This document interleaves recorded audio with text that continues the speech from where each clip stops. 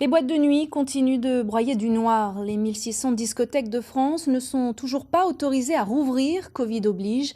Illustration dans la Marne à Châlons-en-Champagne, l'Allegra est l'un des plus grands dancing de l'Hexagone. Pour être aux normes et anticiper l'avenir, son directeur a entrepris d'importants travaux. Laurent Mener, Raphaël Doumergue et Étienne Guillet.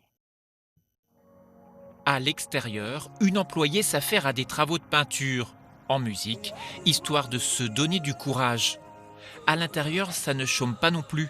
Nous sommes dans l'une des plus grosses discothèques de France.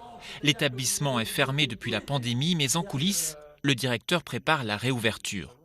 Pour augmenter l'offre, augmenter la superficie, on est obligé de cloisonner, d'amener d'autres cellules, d'autres salles, puisqu'il n'est pas envisagé de reconstruire, quoi. Donc on adapte dans ce qu'on a, donc on recloisonne, à la fois dans un souci peut-être de préserver la clientèle et à la fois dans un esprit de développer, d'amener une autre diversité au niveau du produit.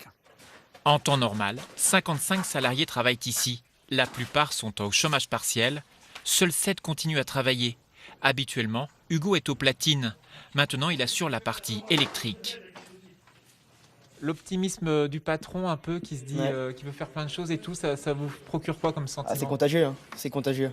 On a envie, tout comme lui, de faire plein de choses, de reprendre, de voir la réaction des gens. On s'inquiète quand même pour l'avenir parce qu'on se dit est-ce que demain on va rouvrir demain, est-ce qu'on va rouvrir dans 6 mois, est-ce qu'on va rouvrir dans 3 ans. Enfin j'espère que ce sera le plus tôt possible. Et on préfère être au travail que chez nous au chômage partiel.